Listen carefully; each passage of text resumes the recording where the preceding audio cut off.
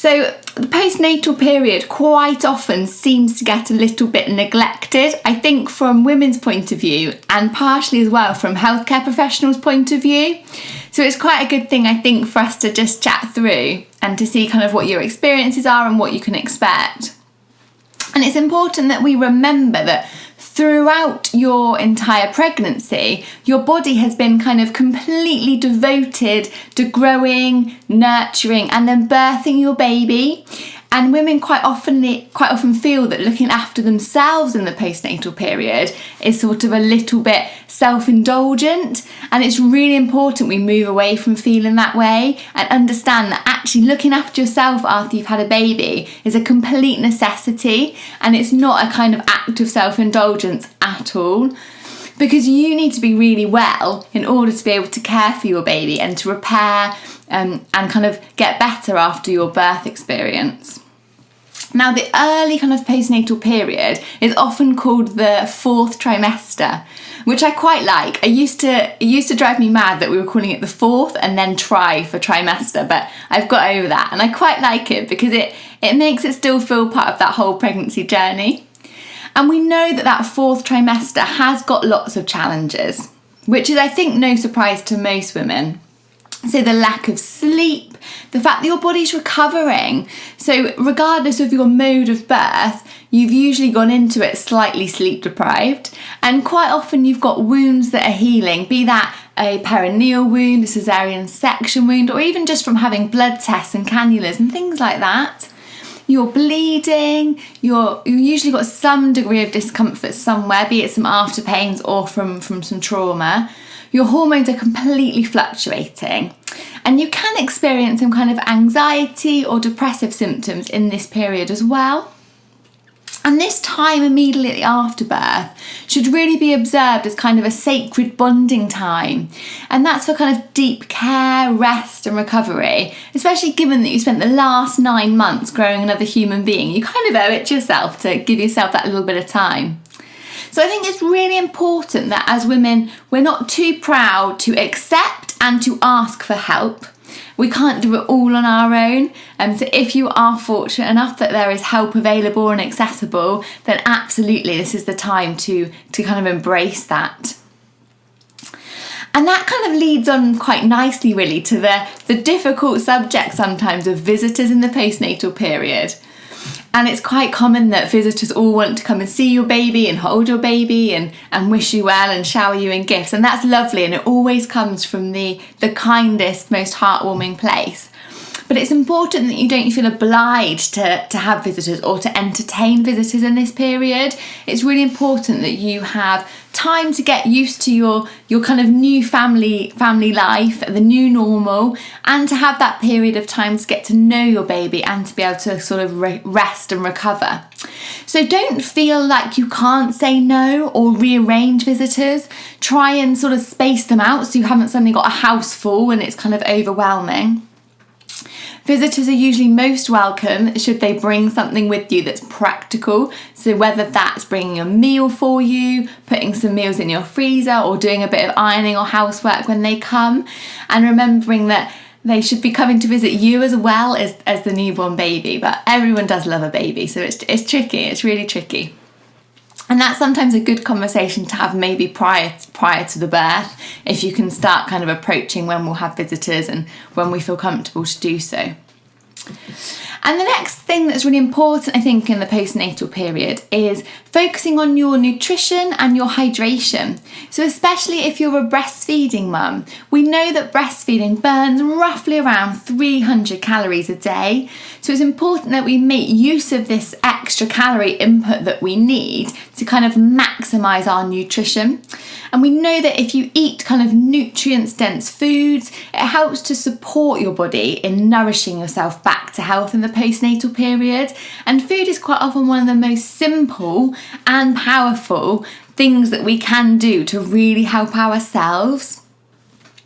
Now, good nutrition in this immediate postnatal period is really, really important to help you to recover from your birth as well. It helps to aid some of the restoration of your kind of normal hormone balances. And we know that a maintenance of good blood sugar balance has actually been shown to help to support your mood in the postnatal period. And then hydration. So hydration is really important, and even more so if you're breastfeeding. A good tip is to place bottles of water around the house in any area that you're likely to find yourself breastfeeding your baby. So that way, when you sit down to feed, there's automatically one there. And that kind of just triggers you as a little kind of aid memoir that, great, I'm breastfeeding, I need to hydrate, I've got water, let's do it. And interestingly, if we start to build a great nutritional profile in the postnatal period, not only does it help us, but it can actually be really powerful for our newborn babies. So what we know is that the nutrition of an infant in the first 6 to 18 months of life is one of the single biggest predictors for adult obesity in the child. So if we can start to create these kind of healthy habits and lifestyles around food, it's not only hugely beneficial to the healing mother, but it can also really set the scene for a healthy future for your child too. And then moving on to some more kind of practical things that you might be doing. So pelvic floor exercises we know are really important in the postnatal period, and it's really beneficial to kind of think of some times that you might be able to fit them in. So it's a common misconception that you have to be led down and providing yourself this special opportunity, but actually doing them when you're boiling the kettle, brushing your teeth, sat at traffic lights, feeding your baby. These are all really great things that you're going to be doing every single day. And if you kind of make a routine whereby you're doing these tasks, so you're going to do some pelvic floor exercises, then you'll easily be able to get plenty in a 24-hour period. Now, your pelvic floor is essentially a hammock of muscles, and this hammock is what holds all of our pelvic organs in place. So when they become weak, and we know that childbirth and pregnancy does weaken them, there's a risk of prolapse of those organs or of incontinence in later life. So it is really important, especially after giving birth, that we do work on really strengthening those muscles up again. So recovering when you can, and whatever that means for you, dependent on kind of what your birth experience has been really. Sleeping when you can. Quite often we recommend that you sleep when your baby sleeps, because you're not going to get that kind of settled 8 hours overnight anymore, because you're going to be waking up to see to the needs of your baby. So if your baby's having a nap in the afternoon and you're feeling tired and needing to recover, then great, you grab a little nap at that point as well. Now, you will be bleeding in the postnatal period, and that is very normal. You shouldn't pass any clots, especially kind of larger than a 50 pence size piece. And if you do, then we'd recommend that you call your local maternity unit to get that checked out. It is normal to bleed for kind of up to 10 to 14 days, and it should generally get less and less and kind of turn into brown old blood as that time period goes on. Emotions in the postnatal period. So they are an absolute roller coaster. You roller coaster through your emotions through pregnancy and birth, and then it kind of continues into the postnatal period. And it is quite normal to get what we call the baby blues, so where you kind of feel a little bit tearful or a little bit irritable for no particular reason. But that should be relatively short lasting and not have a massive impact. Now, if that persists, and it's something you feel you're not in control of, that perhaps you need help with, or it's going on for a long period, or you're having kind of any unhealthy thoughts, it's getting in the way of you doing your normal everyday activities, then it might be that you have moved into a condition called postnatal depression. Now, about 1 in 10 women will suffer from symptoms of postnatal depression, and we know that the earlier we can detect it and we can start some help, the better the prognoses are for mums and babies. So if you do start to think that maybe actually you're getting some postnatal depression symptoms and it's something that's more severe than the kind of baby blues in the first few days, then it is really important that you speak to your healthcare provider or your GP so that we can support you through that stage. It's really important we remember to be kind to ourselves in this postnatal period. You have just grown and birthed another human being. So taking it a little bit easy, listening to your body and doing what you need to do. So whether that is that you have someone to paint your nails or get your hair done, a little bit difficult at the moment with the current lockdown situation, but pampering yourself if that's what will make you feel good, and allowing you to have that little bit of time, reading a book, having a bubble bath, those simple things that can just make you feel a little bit better and kind of perk your mood up a little bit, really. And then enjoy this time. Take pictures, take videos, try and enjoy these special moments in the first few days and weeks with your newborn baby, because they're times that you don't get back. So we don't want to be stressing about hoovering and making the house tidy for visitors. You want to just be cherishing your baby and getting to know your baby and enjoying these moments, because it all goes far, far too quickly. So we've looked at mental health. We've looked at the importance of hydration and nutrition, and an extra little tip that I would add on to that is to think about investing in a slow cooker and getting used to batch cooking, because that way you've always got a little stash on hand of healthy, nutritious foods that you can reach for.